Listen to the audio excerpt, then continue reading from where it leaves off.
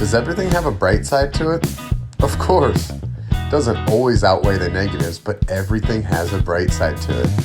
This makes happiness a choice. And here we say that the discipline of being happy is the ultimate discipline.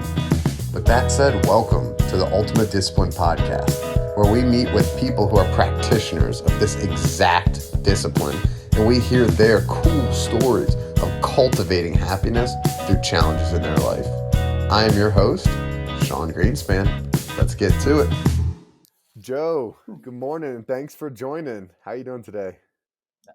Thanks for having me. Today is a happy day. Happy day. I love it. What makes today a happy day? You know, I'm a believer. I probably have different thoughts on happiness than most people, and I don't know. I unfortunately I'm thrilled that I'm here, but I don't know your opinion on how to derive happiness from life. And so let me give you mine. But I get the sense that we're going to be aligned. I view, if I had a whiteboard and we were teaching a bunch of kids right now or adults about happiness, I would draw a horizontal line across the whiteboard. Yeah. And I would say, that's our life. That's where you are. And 99.9% of us are seeking to get above that line. We want, a nicer car. We want a little more income. We want whatever. We're going to marry that person. We're going to do this endurance thing. We want to be thinner. We want to be better looking. Whatever those things are, we want to get above the line. And when we do, the narrative we tell ourselves is that will make us happier. Yeah. What I found in life, very fortunate. I grew up in Queens. I grew up with a mother Queens, New York, who found a different way back in the 70s. She stumbled upon a Indian guru, an elder guru, who said, listen, material things are not important. You probably should do yoga. You should probably eat more healthy. Yeah. She became a vegan. She meditated for long stretches at a time. And it was all wacky and crazy, and I had no interest in it as a kid.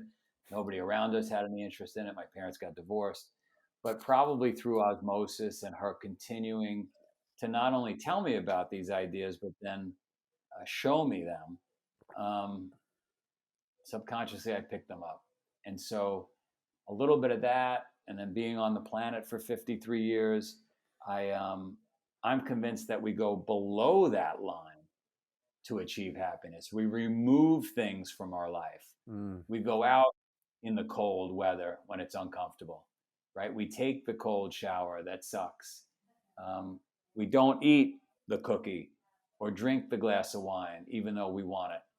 And when you remove some things from your life and you do hard stuff and you suffer a little, when you get back to the line, when you get back to homeostasis, you get back to where you were yesterday or the week before, it feels really fucking good. It feels good. You're just happy with what you have. There's a great sentence. A sick person wants one thing, right? They just want to be healthy, whereas a healthy person wants everything. Yeah. And I guess what I'm saying is, when you go below the line, it's almost like being sick, right? You just want to get back to the line. Yeah. So that's the way I think about happiness. Man, Joe, thanks for sharing that. And I really empathize with that. There's a guy, Mo Gaudat, who he was like the chief business officer of Google X, and he's written some books on happiness, and one's called The Happiness Equation. So he is an engineer, right? So the way his brain works is like, how do we solve for happiness? And it was basically removing expectations is what it comes down to. And it's that life or happiness equals what happens minus your expectations. And if you're left with a positive sum, right, then you're happy. And it's just how happy. It was really interesting example he gave. He was telling a story about his wife took like he had like a beautiful Bentley, like one of one, like $1 million car. His wife got in a horrible wreck. it was her fault. Car's totaled, right? They don't get the car back. There's no getting that car back, buying another one. She's very healthy though, which was pretty cool. And he was so happy, and she's like, "Oh my god, I know you love that car." He's like, "I don't care. You're healthy. You're alive." And then he said that night he started journaling. And now imagine if his wife went parked and went shopping, and while she was shopping, a kid vandalized the car and smashed the shit out of it, and now the car's totaled. He'd be pissed, right? The car's fucked up, but it's the exact same outcome. It's the car smashed, wife's healthy. Um, and it's like it's really the exact same thing happened, but because expectations and stuff, like, you completely get yourself worked up about things.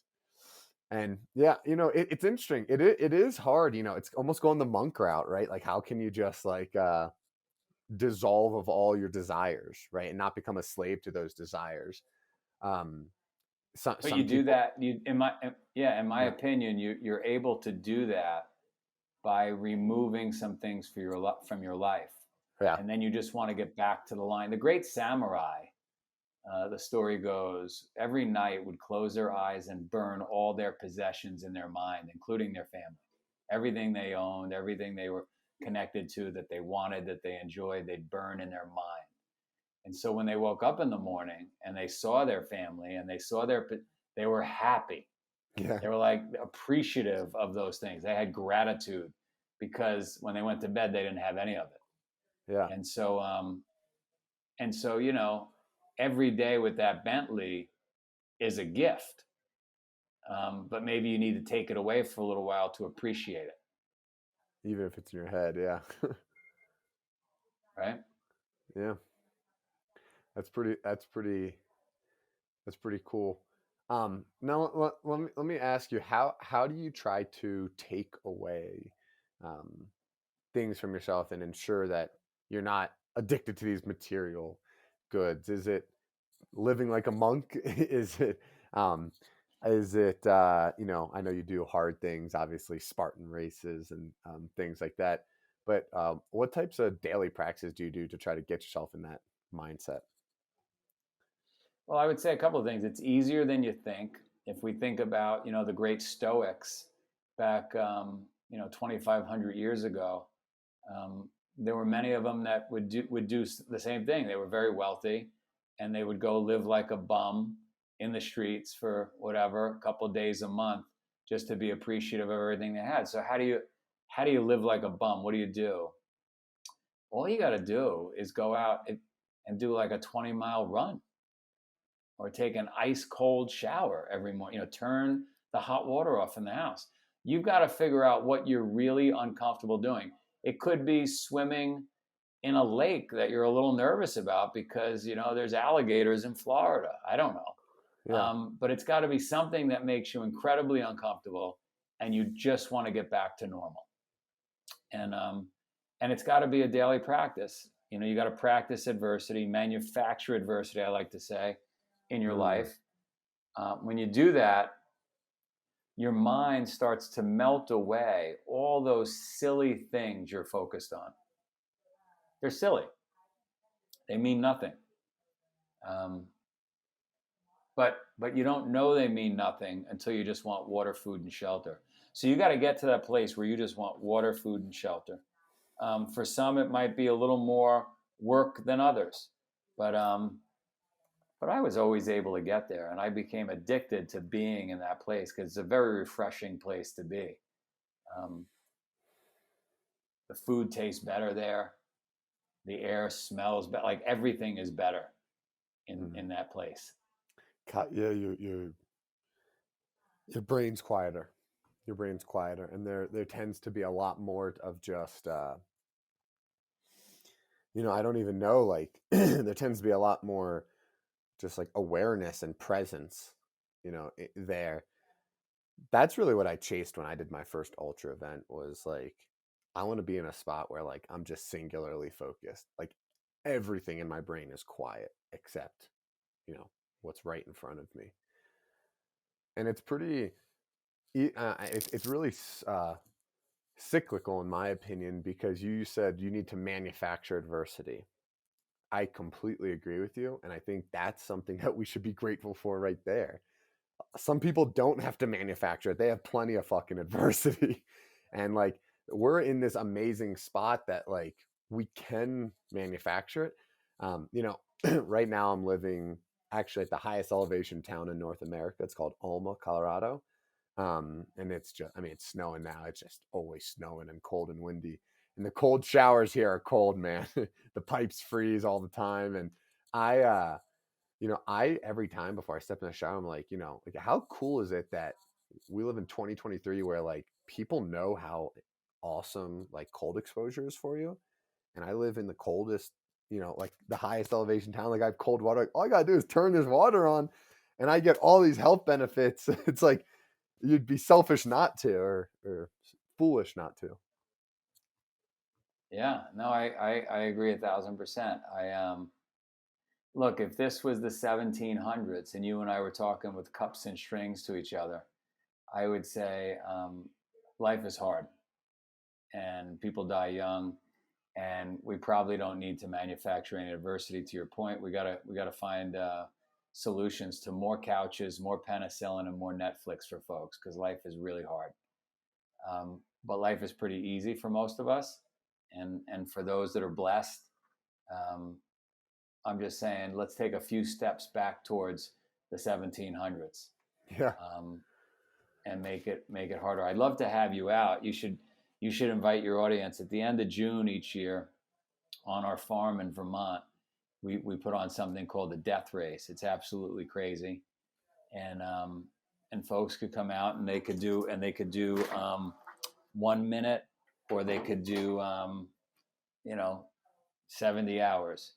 Um, and so I challenge anybody listening to this or watching this that's a friend of yours, send you a note, um, roll up your sleeves, push a commit button, no charge, it's on me. I'm not going to leave that out there forever, but I'd love for you to come out and just try hard. Um, you'll be happier, you'll be healthier. How could I possibly be healthier? Somebody might be asking. If I commit to doing something hard, how will that make me healthier? Well, a lot of people are confused. They think when they get in shape, when they get healthy, that's when they'll go do that thing. But actually, we call it the Spartan paradox. What it says is you won't get healthy, you won't do the work, you won't get in shape unless you have something on the calendar. Just you won't do it. Our brains, a lot of people don't know it, our brains are more motivated to avoid discomfort than they are to chase sex, drugs, food. The brain wants to avoid discomfort, uncomfortable, hard, even subconsciously, because the brain requires so much energy to do those things that it views those things as a real threat. And the reality is it's not the threat it used to be. We're not going to wake up and get chased by a lion. We're not living in caves. So it's legacy hardware and software that's allowing us to avoid the hard stuff that's healthy for us. We got to recognize that. We got to put a date on the calendar, whatever that hard thing is, um, and it's going to force you to go to bed early, wake up early, put down the glass of wine, not eat the cookie, not hit the snooze button, and before you know it, you're in shape. Joe, first of all, thank you so much. You said this is June in Vermont. Yeah, end of June in Vermont. End of June. I'll see you there. Um, All right, I, you're gonna love uh, it. yeah, we'll have to trade details about that, but it's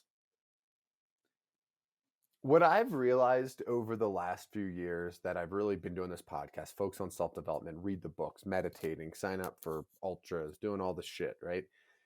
Is no one can escape what human psychology does to us. And I realized this, it was like a Sunday night. I had a big project, I own my own company and I'm trying to like launch like another division of it. And launching this other division isn't serving my client. It's not something like I really have to do, but like I just kind of want to do it, right?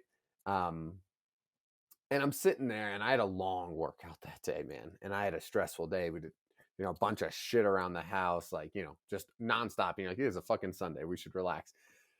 And I was like, okay, cool. Now it's time for me to jump into this. And it was like 8 o'clock. I'm like, I want to go to bed early because I want to wake up early, right? And I do want to like relax and get some time with Emma. And of course, everything starts creeping into your head. And I decided not to do it. And then when I started journaling that night, I realized like even people that I would consider, I focus on this stuff. I do hard things, right? Like psychology gets to you, right? Like the brain always wants to avoid that discomfort and just relax. And you really do need. So the first thing I did when I woke up was I put a deadline that this project needs to be done and milestones that we need to hit. And I called my project manager and said, "Can you help me track this?" Right? And and then just by doing that, you hit the goals. It's like, shit, I got to get this done by this date. I'll just figure it out. And my best friend who's actually visiting me right now, we're skiing this weekend, and we're talking about the importance of goals. He's really gotten into like mindfulness, and that like achieving goals doesn't make us happy and things like that. And I agree, but I think like achieving a goal isn't what makes you happy, but setting goals is vital. It's critical to getting the best out of yourself. And it's scary to commit to a goal, right? Especially publicly, right? Like saying that you're going to do things, but man, is it worth it? So I appreciate you putting that out there. Um, and it's what we do at Spartan. 45 countries, 10 million plus people that otherwise would not have done the work. Once they click on that button and they commit, it changes everything. It changes everything. Like, if people don't believe you and they don't believe me, imagine going to college and there's no professor, and the dean meets you on your first day and says, "Hey, here's your books. Make sure you read them. No tests. At the end of the year, we'll assume you got through everything, and see you at the end of the year."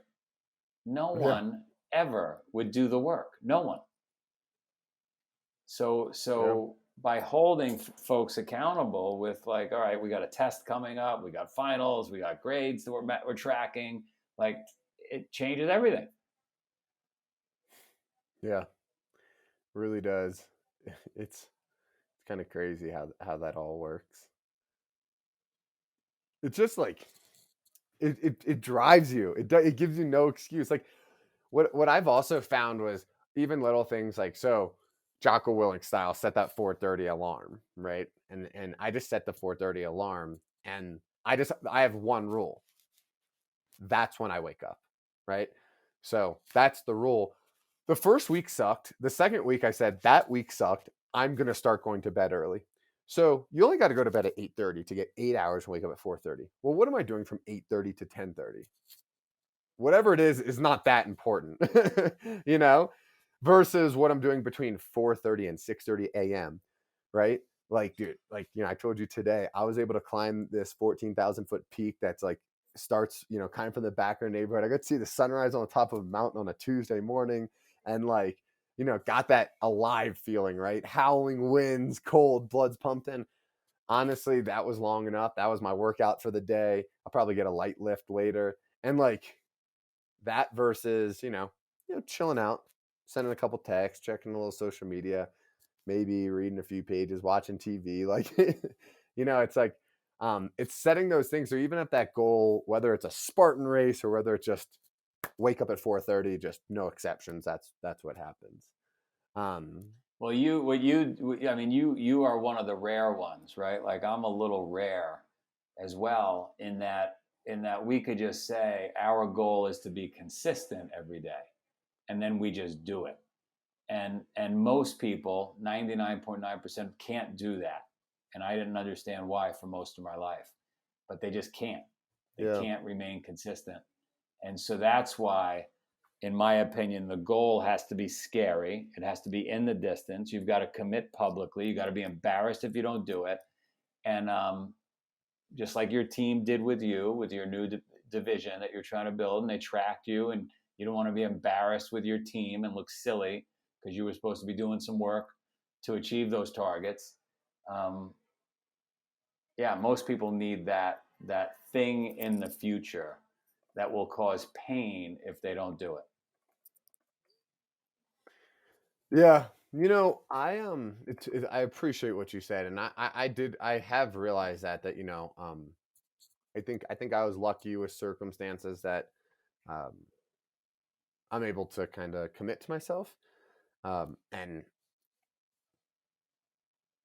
it's you got to meet people with empathy because you know um, everyone has different strengths, everyone has different weaknesses, and if it's something that you can do, sharing it's important, and teaching people how, and yeah, I think goals are so critical to this. Well, I want to talk about you starting, Spartan races. Was this really like a motivation, like to try and support and uh, support and just like motivate people to achieve their goals? Is that really kind of like the most simple version of it?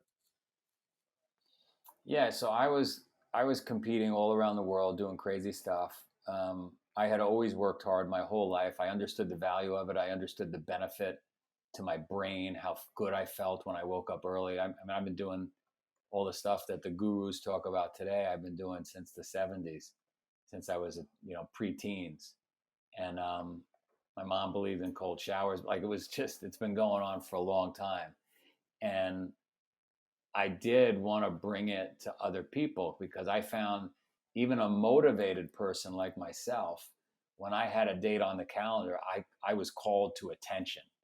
I was Yeah, now laser focused. And then the other thing is, it was easier to stay in shape because when I did these tremendous events, just long duration or whatever, like for 3 weeks afterwards, I was in incredible shape. And I like the feeling of being in shape. I want to stay in shape. I'm enjoying the planet so much. I want to stay here as long as I can. yeah, And could I create a business that did that for other people? So 23 years ago, I bought the URL peak.com, and the idea was like peak performance, reach your peak. It was available, the four-letter word. Um, Paid a lot of money for it at the time, but I learned a lesson in that when you're not really focused on something and it's a hobby, it doesn't tend to work. So from 2000 to 2010, it was just a side hobby for me, this peak idea, and I was putting on races, and most of the formats were way too long for the general public to even be interested in. And so in 2010, after burning through a lot of money, after realizing that I just wasn't focused on it, yeah, I basically was at the end of my rope. And I said, I don't think I'm going to do this anymore. It's irresponsible coming out of the 2009 market correction. And I had a friend that I was training with a lot, kind of like you went up the mountain this morning. We used to go up our mountain a lot in Vermont together carrying dumbbells. And and he would say to me, you gotta put on a race where it's more military inspired obstacles. And I said, that's silly. Who's gonna want to do that? And in 2010, I said, well, maybe I'll change the name, change the format, give it one last college try. And so we named it Spartan, put on our first event, and 700 people showed up. And I thought, wow, that's more people than I've had in 10 years with all the other events we put on. This is unbelievable. There's something interesting here. And we started to study it, and we put on a second event and a third event, and it grew and it grew and it grew. And before you know it, we're in 45 countries with 300 events and millions of people a year. Um, mm, and the stories that I still get today will blow you away.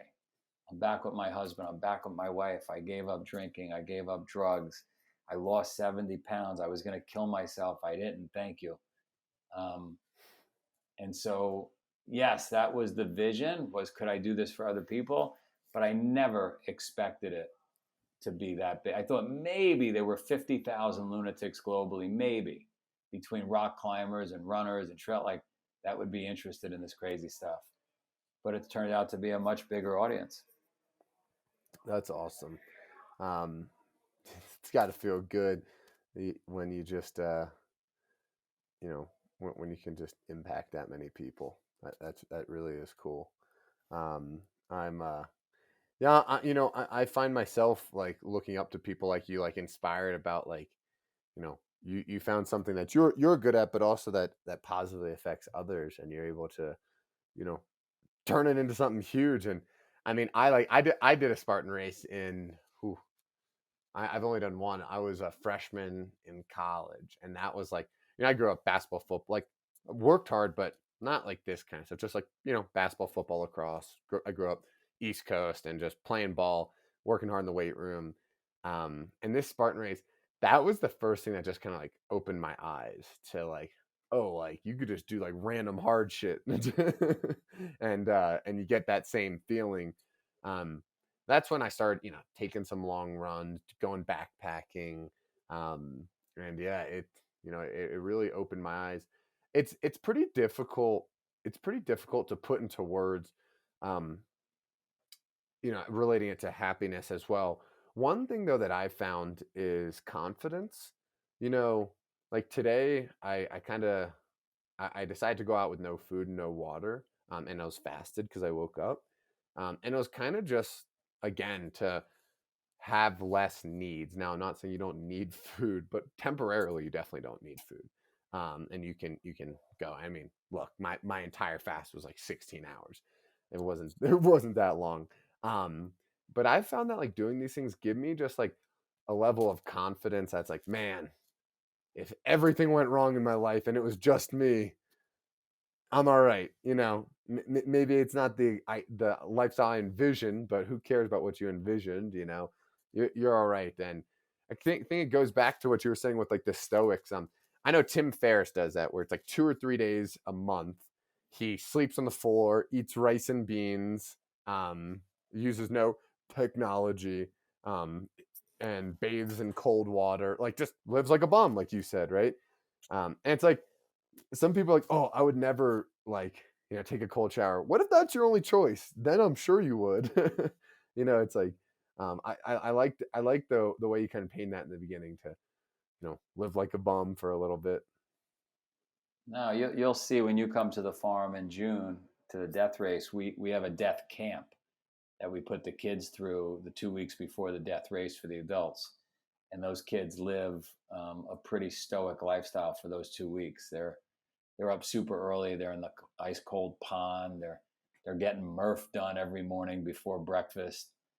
They're carrying 80-pound sandbags up the mountain. Their lives are turned upside down. No phones, and they're just fine, and they look healthy. And all of a sudden, their skin looks like everything just looks great. This world of abundance and all the nonsense that we're caught up in, um, not so healthy. Hmm. Yeah, yeah, and it's hard, because I think there's a battle with, trying to do as much as we can, right? Like trying to start a business or be, read this, do this, like, that you stay up to date with things. There's a lot pulling on us, and I do find that pretty challenging myself, right? I always I always tell my girlfriend, like, I swear, if my job was just digging holes for 8 hours a day, 5 days a week, like I'd be fine. But at the same time, like, because I like to be outside, I like to be moving the body, but at the same time, right, like, I spend tons of time behind a screen, which probably is not so healthy. Um, Tons of time trying to do more, working more than I probably have to versus just maybe enjoying and spending time with family or going out and doing something to challenge myself. And it's like, you know, sometimes I second guess, like, why am I even doing this? But so I I empathize with people that struggle to make that tough healthy decision, for themselves. And what I found, I actually got this from my girlfriend. I found like, salt, like getting a baseline is really important of just 7 days a week, doesn't matter. Certain things I'm going to do, right? Meditate, visualize, drink a gallon of water, get, at least an hour of exercise, talk to someone I love. Like those are generally the 5 things. I try to do a gratitude practice at night, but, because we're all busy, but those things don't take that much time. You can fit that into every day. I agree with you wholeheartedly. I said to my kids, I was trying to distill what are 3 things to help you become successful, because I wanted to narrow it down and make it super, simple for them, spoon feed it. I said, number 1, communicate like a movie star. Look people in the eyes, shake their hands, be interesting. Um, People should be attracted to talk to you. Yeah. Number 2, work like an immigrant. Politically incorrect. You could say work like a Spartan, but immigrants tend to outwork Americans when they come over. They want to get ahead. They're not complacent. And every immigrant, especially recent immigrants, recent from the moment you meet them, the time they just came into the country, they're incredibly hardworking and stoic. Don't be outworked. And then number 3, I said, have gratitude like a monk, because if you appreciate everything around you, you're a lot of fun to be around. You're happier. Like, you just got to do those 3 things. That's it. Just those 3 things: communicate like a movie star, work like an immigrant, and be grateful like a monk. That's it. I really, I like those. I think that first one, right? Communication. I think that actually plays a little bit into like the law of attraction to a point. I almost think they all do, but because, right, like they're just people that just have that energy, right? They come in the room and you just know, and you just remember them. Even if you just remember their face and something they said, you'll definitely also remember the way they make you feel, right? Hard work. Hard work's one that I'll tell you, I've struggled with over the last 6 months or 12 months. I'll let you know why. My DNA is hard work, right? Like it'd be easier for me to blast through 7-day work week than take time off, which isn't better, right? It's probably in some ways, lots of ways worse, but that's my style. I found that like I feel like sometimes I feel guilty for things I have and for like, maybe positions I'm in. And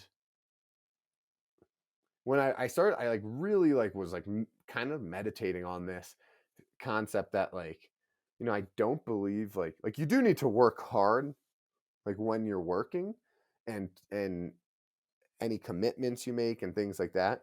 But I also think there's an element of um like gratitude. Like to me, being grateful for where you are is like taking some moments to appreciate it, which in some ways is like stopping the work sometimes, which takes it's discipline. I'm sure I can tell with you being an author, New York Times bestselling author, owner of Spartan Race, right? Like you're still training. I know, it's probably hard to like crank the engine down, but that's our challenge, right? And that's stuff that like we need to focus on.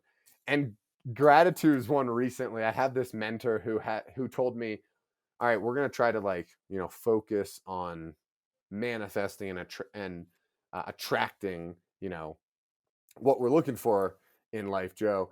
And what I've realized was, he said, at the end of every day, write how it's showing up in your life, right? Like something I want to do is, I think this podcast is going to be a great medium to inspire people, and ultimately make them happier and more disciplined. And like, like I'm honored that you came on. I'm honored that everyone comes on and takes the time to meet with me. It's like, write that down in your gratitude journal. Like this like is a huge step towards everything that you're like, I'm trying to do like with this podcast. And just reflecting on what we have is pretty important, and like you said, makes you more fun to be around. People always focusing on what we I don't have. I pinch myself all the time. I mean, we get, as a family, we get to go to most remote. I was in Ukraine for a month between this year and last year. Who gets to do? It was incredible. I was in Mongolia. I was on the Great Wall of China at remote locations. I've been in the Atacama Desert, climbing Aconcagua. I get to go to all these unbelievable locations and meet all these amazing people and eat these foods, spend time with the marathon monks in Japan. How do you, I got to pinch myself. And actually, as you were talking there, I was reflecting back on, you know what, I got to grab the family and go back to Japan. Maybe the next race we have over there. Like, who gets to do that? Yeah. And if you can be appreciative of those moments, you don't let it run away. And hopefully you don't get to a place where you say, if I just had this. Instead, you say, thank God I have what I have. Absolutely. So listen, I love the podcast. I love what you believe in. I definitely agree with you. You and I could both use a little slowing down, but not going to happen. I'm going to squeeze every ounce out of this life. And yeah, and I want you at Death Race. It's on me, you and your audience. People can come out and do a minute or a day or 3, whatever they want of it. But I just want them to taste hard, you know? Yeah. Joe, I really appreciate it, and I want to thank you for coming out. When's the death race? You said it's June. Do you guys have the dates yet? Yeah, you could Google Spartan Death Race 2023. It'll come up. I think it's like the last weekend of June, early July. What's fun about this year is we partner with Norwich University, which is right up the street from the farm.